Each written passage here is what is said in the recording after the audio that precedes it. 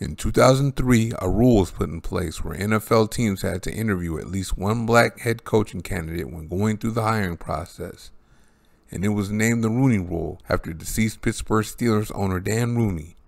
But it should be the Davis Rule, not the Rooney Rule. How do you name that rule after someone that hadn't had a black head coach himself up to that point? He didn't hire one for another 4 years after that either. Deceased Oakland Raiders owner Al Davis was the first to hire a black head coach and the first to hire a female executive. Before that, he was the first to draft a black quarterback in the first round, the first to have a Latino starting quarterback, and the first to have a Latino head coach. Rooney hired his first black head coach 18 years after Davis, but it's the Rooney Rule. Okay, I guess. Mark Davis is now the owner of the Las Vegas Raiders, and God bless him for being a chip off the old block. Anytime there was a misfit of some sort or someone who had controversy surrounding them, that didn't deter Davis from making them a Raider. So in true Raider fashion, Mark Davis said he would support it if his coaches wanted to bring in Colin Kaepernick. So GM Dave Ziegler and head coach Josh McDaniels worked them out yesterday, and Raider Nation went crazy but in different directions.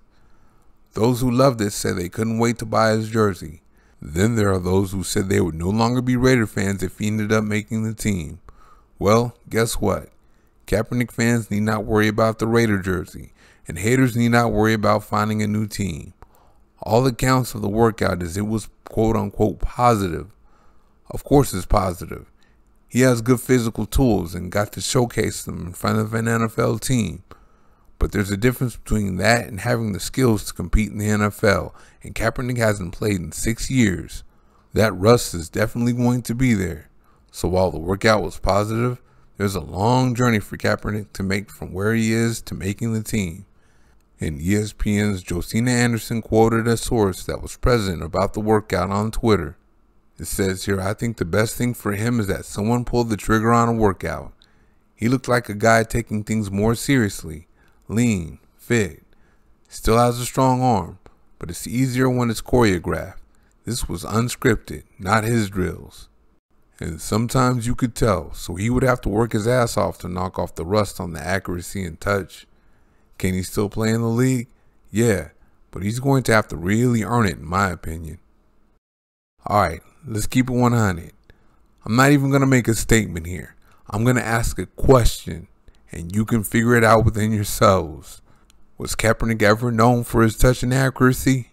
And the number one trait a quarterback needs is the ability to process information quickly. How in the world can that process speed up or stay fast while he's not playing? Oh, and just because he's a running quarterback doesn't mean he doesn't have to be able to process information quickly.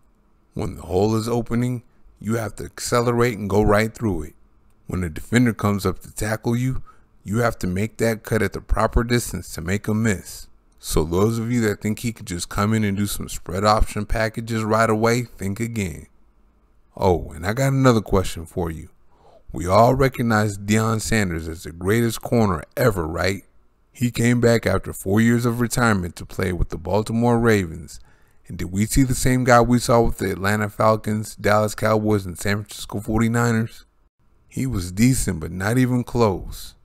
Now, Kaepernick wasn't exactly the Deion Sanders of quarterbacks when he was playing. So how is Kaepernick going to be, as when he last played, he got his job taken by Blaine Gabbert? Oh, here's something to actually think about. It's a quote from Skip Bayless that for once he made a good point on. It says, "I'm starting to suspect that Mark Davis, the chip off the old block of the late great Al Davis, the current owner of the Las Vegas Raiders, pushed his people to bring in Cap for a workout against their better judgment and their will. I'm starting to suspect that Mark Davis did this because he had a scheduled interview with Spike Lee for a big up-and-coming documentary Spike is doing on Colin Kaepernick. The interview was scheduled for Thursday, yesterday. Believe it or don't believe it, and if it's true, Al Davis wasn't above doing stuff like that himself, so Mark really is a chip off the old block either way." Thank you very much for watching. See you next time.